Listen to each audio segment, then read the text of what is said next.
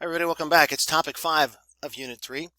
And I spent a lot of time on this trying to figure out what to include and what to exclude because there's a lot to talk about just from the concept of hosting and how it works and how it's chosen and how it can be manipulated to various ends, but also to try and figure out when is something hosting for legitimacy? When are they trying to accomplish that aim? And when might they be sports washing? Sports washing is a relatively recent concept. It comes out of people criticizing companies who were trying to greenwash, who might have polluted a lot, but did some good work over here on the side to try and on the environment, try and convince people they were doing the right thing. It was called greenwashing. And in the last 10 years or so, starting on Twitter and then expanding elsewhere, the concept of sports washing tries to do the same thing. It suggests that countries are constantly using sport to cover up the bad things that they're doing. And I'm positive that happens sometimes. I also think that a lot of countries are trying to follow the old model that we'll talk about today that was sporting for legitimacy. So let's see how the hosting works, and then we'll talk a bit about how these other things play out. So the first thing I want to do, though, is have you look at 4 examples of places that hosted a World Cup and a Olympics in temporal proximity, so kind of close to each other. So look closely here on the left first, what the name is of the World Cup and what the name is of the Olympiad. Then over here to the next set.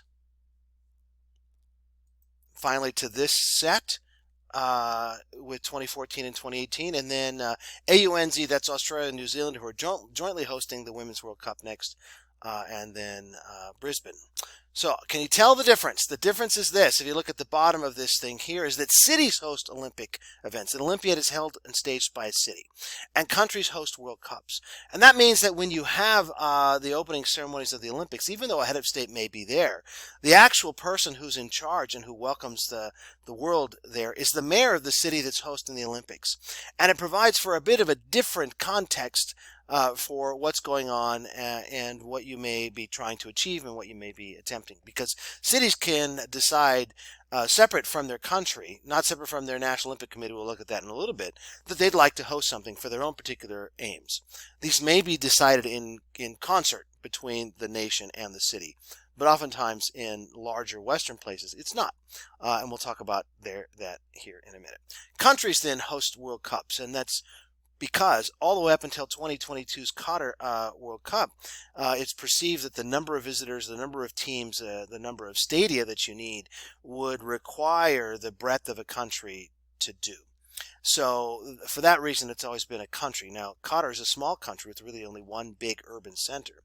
So the stadiums are all built in and around the same place. So it's kind of acting like a city in this case. What you see here on this chart are the places that have been deemed worthy to host Summer Games, Winter Games, Men's World Cups, and Women's World Cups.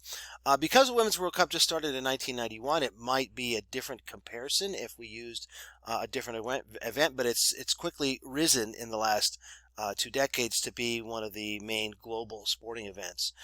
So I've included it here as one of the big 4. That are national championships, international championships that span a wide breadth of the country, differently than the Rugby World Cup or the Cricket World Cup, which are both very important but tend to be more regionally dominated than globally of interest.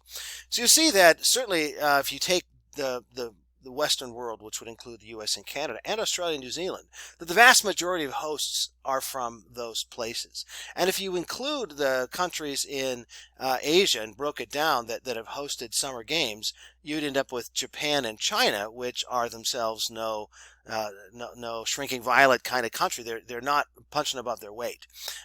So you do have a case where it's the large developed countries that tend to become hosts of these events, which means when it's someone else, it's a big deal. And it can be a big deal not just for them as the host, but for them as the representative of a wider region. For example, in 1968, Mexico City became the first place in the developing world to be granted hosting duties for an Olympics. So that was in Mexico. And Mexico was coming off something called the Mexican Miracle. It's a really big deal. We'll talk about it here in a minute. They were looking for an ability to be recognized for what they were accomplishing. And the Olympics gives them that global stage. And later Rio also gets to host. World Cups is a little different because of the breadth of of countries that have well-developed soccer infrastructure and have hosted tournaments. Mexico is about to become the first country to host or co-host 3 times. They hosted in '68, they hosted in '86, and they're going to co-host in 2026. So lots of excitement there. But what you have that was really interesting was South Africa's hosting of the World Cup, which comes to be seen certainly as a statement of the development and stature of Africa as a whole. It becomes to be seen as Africa's World Cup, and you'll see. Well, let's pop to it right now. If you look at this photo, you'll see that the symbol for the South Africa's World Cup includes the entire continent on it, and they very much pitch it as something that is continent-wide and relevant and important. So the bid process in the Olympic Games, it's not too dissimilar from what happens in the World Cup. We'll talk about certain differences, but this is how it plays out. You have applicant cities, candidate cities, and host city, the host city getting named. And there's processes whereby this take place. So it used to be almost exactly the same with FIFA and the World Cup, because what you had was just the executive committee or the top people voting. In this case with the IOC, there's about 105 or 106 people who are members of the IOC. They're individuals. They're not representatives of their countries or their national Olympic committees. They could be named because of some achievement in a NOC or an IF, but they are named for their contributions to the Olympic movement normally. Some former athletes, some not, many administrators, etc. But this is the process. And the way that plays out on the ground is this one. So this was the vote for 2016. I chose this for a reason. I know it's a little bit out of date now here in 2022. We've had 3 more Olympic hosts named into the future. But in 2016's case, Chicago was a candidate city. So if you look here, the U.S. had 5 cities that were bidding to become the representative of our NOC. So that you go back up here, a National Olympic Committee submits the bid. That means if there's more than one bid, well, first, there could only be one bid, and if the National Olympic Committee doesn't think it's at the right time or the right place, they think the winds are blowing for a certain other candidate city, they won't put someone forward. But if they do, if they have multiples, then they choose. So Chicago comes through, and then after it came through and before the vote, Barack Obama was elected president. Chicago's his hometown. So there's a lot of feeling that Chicago might be in. So here's the applicant cities. So the candidate cities at one time were applicant cities. So you see that Qatar was moving on multiple fronts, not just interested in hosting the World Cup, also interested in being considered for a Summer Olympics, which is a fascinating concept when you need that many outdoor events in the summer where the average temperature may be in the 120s. But anyway, in Prague and the Czech Republic. So out come these 4 cities. Now, many of them had been candidate cities prior to this, because it's not uncommon for a city to take 3 or 4 rounds to be chosen. And some drop out of the bidding. They don't stick with it because of other economic or political swings that happen in their country. But you'd see that of this list, the candidate cities, only Tokyo continues forward after this. So the bid process has some places it can break down, but it also has some things that we'll talk about the breaking down. But there are some things that suggest who and what might win. So this is the same slide with one thing that from 2 ago that might be different. So it's the bid process. So applicant cities submit their reports, and then the vote's going to come down to those last group of people. When the vote happened in 2009, there's only 98 voting members. So 11 didn't vote. So 1 because he's the president, 7 because they're IOC members from one of the countries that had a candidate city. So for example, there were 2 Americans who were on the IOC, so they weren't allowed to vote, etc. Now those votes come back in as your city gets eliminated. So I did a couple of interviews around the country that really disappointed people, because they were looking for some evidence that there was repudiation of the vote of Barack Obama, because, as you probably know, Chicago didn't host the 2016 World Cup. In fact, they were the first city eliminated. They were eliminated for a lot of reasons. Their bid is strong. This part, the reports, and the evaluation committee had good things to say about Chicago, but people in Chicago were not excited. They didn't like the idea of the added traffic, of the demands that the IOC was going to place on them.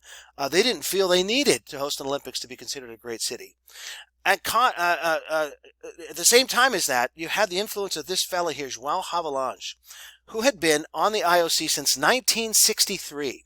So you've got time to make allies, to collaborate with people, to have to collect votes. And it was pretty clear to me that if you looked at the way the structure worked and the voting worked, and that they wanted someone to be excited to host the tournament, that Chicago wasn't going to be it.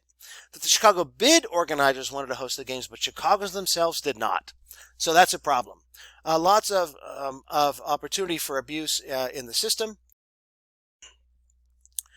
Includes this. So Salt Lake City rather notoriously was called on the carpet for bad practices, for bribing people, both the IOC members during the vote, and bribing them with things like tuition at the University of Utah, investment things, ski packages, etc., which they ended up doing because they said that's what happened all the other times they bid for it and they lost. So it was time to do something that would help them win. So what else do we have to talk about? So here's where you go. You guys, what are the meanings? Why do they want to host? And what are we doing when that happens? That's an interesting question, and that's the one that I've been struggling with. So for a number of countries, the hosting has an element of rehabilitation. So it's a moment where you're trying to say, this is a catharsis. We're showing something different. 1948 London was very much that way. London was really not rebuilt from the bombing campaigns of World War II when they hosted what's called the Austerity Games in 1948. But it was an opportunity to show their determination to come back.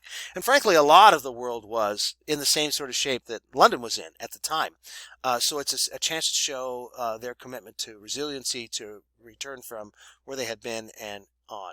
1972 Munich's a little bit different because they're looking to be welcomed back into the good graces of global society in Germany. They're looking to repudiate the kind of approach to the Olympics that happened in 1936 with the Berlin Games, which is that martial, oppressive sorts of things all about the Nazi regime, and this was widely called the Friendship Games. They have these pastel colors. It's very different. It's very exciting. It's about rehabilitation. It could also be very much about recognition and legitimacy. It's trying to say, like, look, we belong, we're important, you recognize us. And I'm sorry about the optical illusion effects that this logo on the left is giving you. It's a product of the late 60s. But Mexico and Mexico City, 1968, very much that sort of thing. They host the Olympics in 68, the World Cup in 70. They have arrived, and they feel welcomed and legitimized. Same thing with South Africa. One of the great examples of how this plays out is there's an organization called the BRICS, B-R-I-C-S, before 2010. It's about Brazil, Russia, India, and China as emerging powers. South Africa performs so well as host of the tournament, they take the S, make it a capital S, B-R-I-C-S. It's for South Africa. They're part of that organization, that development bank, that kind of strategic planning that is happening going on into the future. So keep that in mind. Rehabilitation, recognition, and legitimacy. And then we come back to this question of sports washing. So sports washing, it implies a conscious decision to try and cover up the ills of a regime. And they're using Qatar as an example of this. I would say that Qatar is not an example of that. It's an example of this. They want to be seen as legitimate, and they want to be seen as a destination for people to go and spend their money and invest things, and to have happen to them what happened to some place like South Africa, where their stature and standing changed. Now, that's not sports washing. In fact, all of the crappy things that they've done towards their workers and with human rights has been on display since the moment it happened.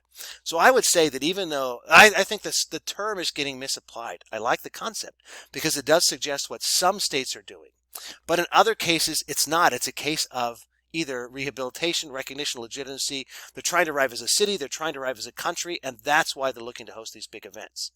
That said, there is quite a lot that is true. So we're going to have some examples for you. So this could be the purchasing of soccer teams, especially big famous teams. The Qatari government buying PSG in France is one of these. The Saudi government buying Newcastle in England. The Saudi government hosting the LIV golf tournaments. These are absolutely cases of sports washing where they're trying to take their dollars and do something else. But I think you, as someone who's come through this class, should be critical enough to say, what's the point of their hosting? What are they trying to do? Because opportunities to host abound. And cities and countries, if they're looking for legitimacy, confirmation of worth, to declare their greatness, it could be different from sports washing. But sports washing is absolutely happening, and it's worth you, as a discerning customer, paying attention to what what it means.